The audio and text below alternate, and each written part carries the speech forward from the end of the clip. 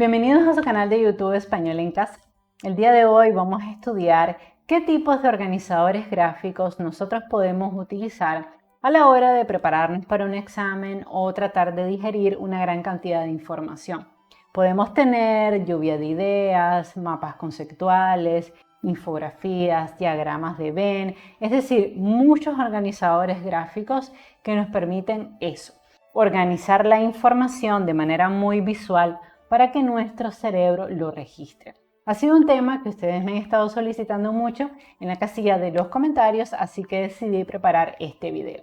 Sí, antes de continuar, si es la primera vez que estás viendo un video en mi plataforma educativa, te invito por favor a suscribirte a mi canal, activar la campanita, regalarme un like y compartir este video con otras personas que estudian español. Recuerda que cuando te suscribes, me regalas un like, compartes mi video, me ayudas mucho a seguir creciendo. También recuerda que acabo de inaugurar un nuevo programa de membresías donde puedo darte tutorías personalizadas si pagas los porcentajes establecidos en este programa, que van desde 0.99 hasta 2.49 dólares. De esa manera puedes tener acceso a llamadas vía Zoom y yo te puedo explicar determinados contenidos, te puedo ofrecer ayuda en la redacción de párrafos, en la elaboración de ensayos o en la elaboración de tesis. Entonces vamos a comenzar hablando un poquito acerca de qué son los organizadores gráficos. Pues bien, son herramientas que nos permiten organizar una gran cantidad de información de manera fácil, rápida y de manera ágil. Los organizadores gráficos facilitan mucho el aprendizaje de nuestros estudiantes, así que es muy útil que después de terminar una unidad, nosotros orientemos que nuestros estudiantes hagan una línea de tiempo, elaboren una infografía, un mapa mental, una lluvia de ideas, un diagrama de flujo, porque todo esto ayuda a que el estudiante digiera la información y la interiorice. ¿Qué tipos de organizadores gráficos nosotros tenemos? Bueno, tenemos mapas conceptuales, o sea, mapas con conceptos. Tenemos organigramas, donde establecemos la jerarquía de, por ejemplo, las personas en una organización, el director, subdirector, los profesores, por ejemplo, los alumnos. Diagramas de Venn, donde reflejamos relaciones entre variables, muy utilizada en matemáticas. Tenemos los cuadros comparativos, muy usado en tesis, en artículos científicos. Tenemos los cuadros sinópticos, donde nosotros podemos resumir una gran cantidad de información mediante el uso de llaves. También tenemos los mapas de ideas, donde conectamos ideas importantes de un texto. Las telarañas, que se parecen un poco a los mapas de ideas. Después vamos a ver visualmente algunos ejemplos. Las líneas de tiempo, que se usan mucho en historia, porque nos permite registrar un evento y la fecha en que ocurrió este evento, los esquemas, donde también podemos jerarquizar la información, las cadenas de secuencia, donde podemos reflejar procesos, donde siempre un proceso necesita de uno anterior, entonces se ve la secuencia, los mapas de carácter que se usan mucho para estudiar los personajes dentro de una novela, por ejemplo, la rueda de atributos, que también es muy útil en la literatura, la mesa de la idea principal, donde reflejamos una idea principal y las secundarias, que la idea principal es la parte de la mesa y las patas son las ideas secundarias. El diagrama de causa-efecto, donde podemos ver, la causa de algo y el efecto que tuvo ese algo. Los diagramas de flujo, que se utilizan mucho también en el área de las ingenierías. Entonces, vamos a comenzar con los mapas conceptuales. Los mapas conceptuales lo que hacen es mostrar relaciones entre conceptos. Los datos son expuestos de manera sintética y las ideas se relacionan en un mapa de conceptos de manera muy clara. Aquí ustedes pueden ver un ejemplo de este mapa de conceptos. Aquí tenemos sistema, el sistema puede ser espiritual y material, dentro del espiritual tenemos la religión cristiana, otras, tenemos la iglesia, ahí tenemos católicas, sectas, otras. Dentro del área material tenemos la política, el Estado. Ven, entonces aquí lo que nosotros hacemos en el mapa de conceptos es escribir los conceptos más importantes. Siempre en todo tema nosotros tenemos conceptos y esto es muy útil porque nos permite de manera rápida y corta ver los conceptos más importantes de un tema. Y en algunos mapas de conceptos también incluimos la definición, que sea muy breve, muy directa. Entonces, el mapa de conceptos es importante. Los organigramas son muy útiles dentro de las organizaciones porque nos permite entender quiénes son las personas que están dentro de la jerarquía, en los cargos superiores, los cargos medios y los cargos inferiores. Entonces, los organigramas se usan mucho dentro de las instituciones para que las personas sepan de qué manera comunicarse con los mandos altos o que las personas que están más abajo sepan a quién abocarse en caso de tener un problema. Por ejemplo, aquí, si ustedes se fijan, tenemos directorio y jefes generales. Dentro de los jefes generales, en este ejemplo, tenemos los jefes de proyecto, los encargados de logística, de transporte y de formación. ¿Ven? Entonces, si ustedes se fijan aquí, cada uno de los jefes tienen como subdepartamentos y dentro de esos subdepartamentos se derivan otros departamentos. Entonces, a esto es lo que se le llama organigrama. Por eso se usa dentro de las instituciones para poner, por ejemplo, el presidente, el vicepresidente, los jefes de departamento. En el caso de un colegio, el organigrama sería el director, el subdirector, los coordinadores, los jefes de área, los maestros y por último los estudiantes. Ahora, otro tipo de organizador gráfico que es muy útil son los diagramas de Venn, sobre todo en el tema de matemática, porque lo que permite es encontrar similitudes y destacar diferencias entre dos o más conceptos. Vean aquí este diagrama de Venn. Por ejemplo, verdades versus creencias. Hay una parte donde tanto las verdades como las creencias interactúan. Esto significa que tienen en común y es que tanto verdades como creencias tienen relación, por ejemplo, con el conocimiento, ¿no? En la formación de premisas. Pero se diferencian en que dentro de las premisas yo tengo cosas que son verdades comprobables y tengo cosas que son creencias que no podemos comprobar. Entonces, aunque en las premisas siempre estamos hablando de conocimiento, no es lo mismo hablar de verdades que de creencias. Para eso son los diagramas de Venn, para encontrar las similitudes entre dos conceptos y también sus diferencias. Se usa mucho en matemáticas. Tenemos también los cuadros comparativos, que son tablas que lo que hacen es comparar. En estos cuadros comparativos, por eso tenemos columnas donde se suelen poner los temas y las filas donde se indican todos los aspectos que yo voy a evaluar. Por ejemplo, vean este cuadro comparativo.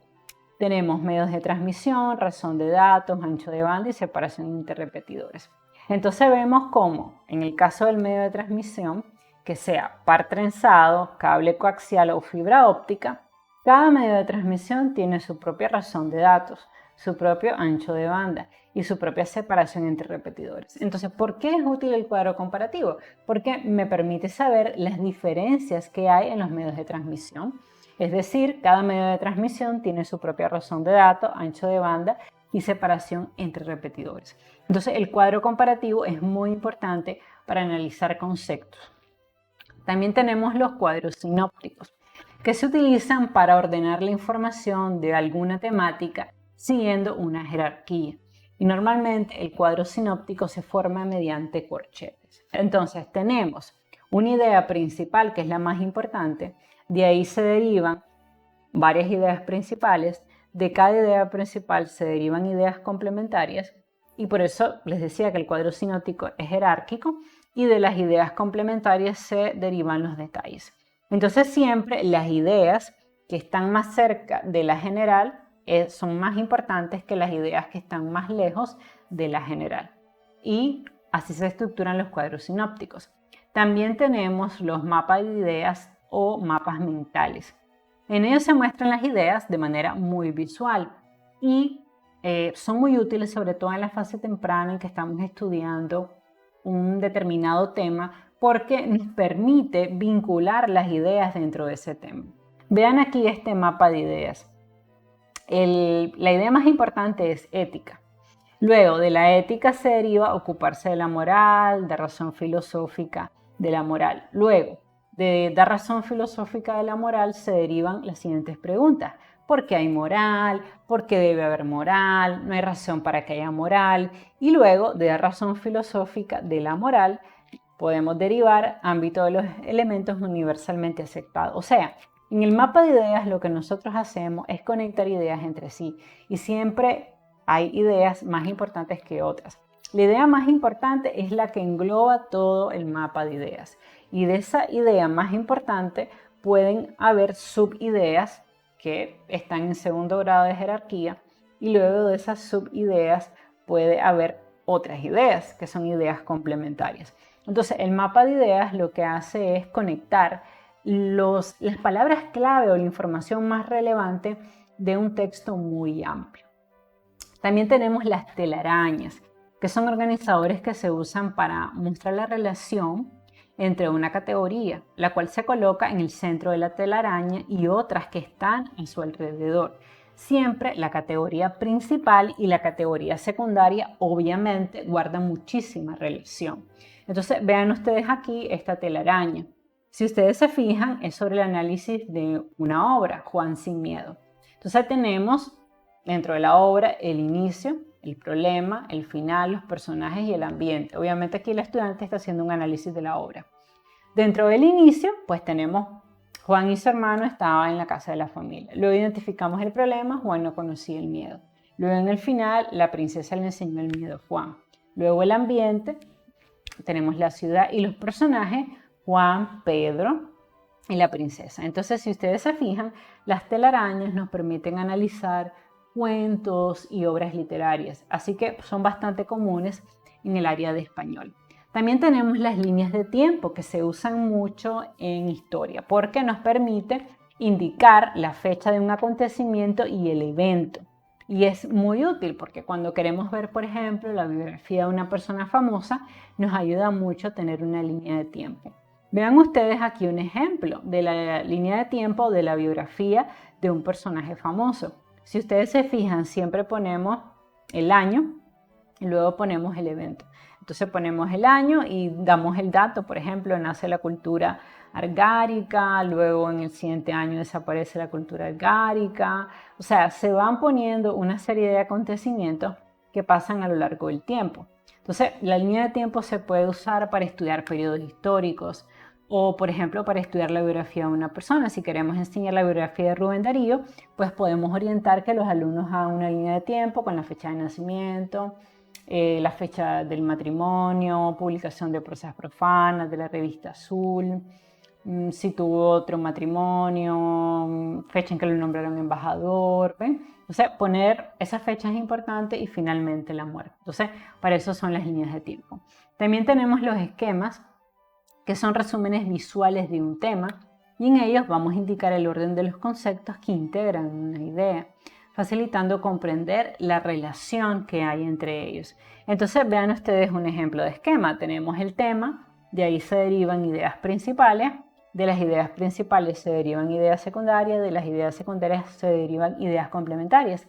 Se parece un poco al cuadro sinóptico, pero la diferencia es que aquí usamos flechas y ya no usamos los corchetes que teníamos en el cuadro sinóptico o las llaves.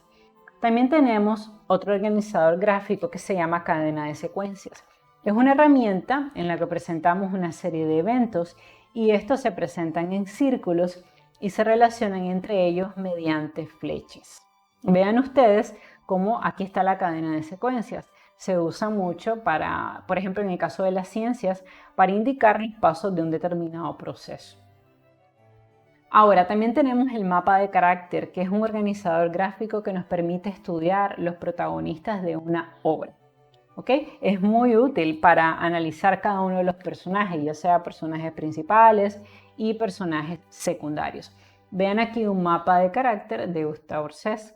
Y aquí tenemos, por ejemplo, fundador del Museo de las Ciencias Naturales, fecha de nacimiento, profesor de la Escuela Politécnica Nacional, padre de la zoología en el Ecuador. O sea, ponemos una serie de información sobre ese personaje Este personaje puede ser real también porque el mapa de carácter se puede usar para las biografías o podemos hacer un mapa de carácter de los personajes de una obra literaria y por tanto también podría ser de personajes ficticios. También está la rueda de atributos.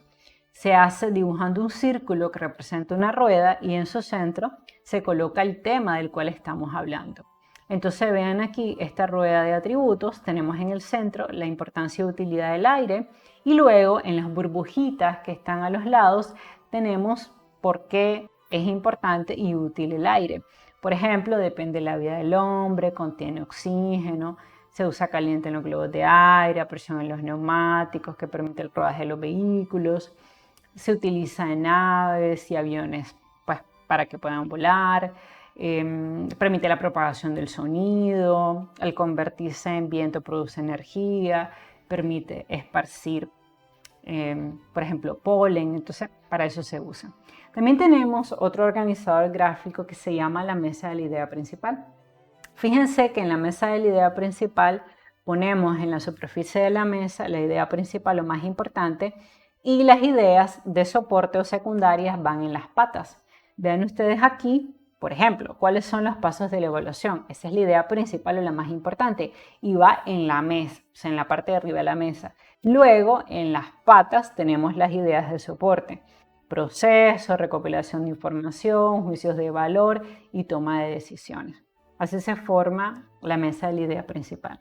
También tenemos los diagramas de causa-efecto que son importantes para indicar la causa de algo, el origen de un problema y las consecuencias de ese problema. Por ejemplo, aquí lo podemos ver. También se le llama en algunos libros el diagrama de espina de pescado, porque si se fijan, realmente sí se parece un poco a las espinas de un pescado. Entonces, por aquí tenemos el descubrimiento de América del año y luego tenemos información también que está vinculado con ese hecho. O sea, tenemos las causas y las consecuencias y el problema. Bueno, básicamente eso ha sido este tutorial donde quise hacer un resumen bastante rápido de los organizadores gráficos. Sí, en mi canal yo tengo varios videos donde explico cada uno de estos organizadores. Así que si quieres ahondar, pues te invito a visitar mi canal. Recuerda suscribirte, activar la campanita, regalarme un like y compartir mis videos con tus amigos y familiares. Recuerda que con estos simples actos me ayudas a seguir creando contenido de calidad totalmente gratis, que es el objetivo de mi proyecto educativo. Bye bye.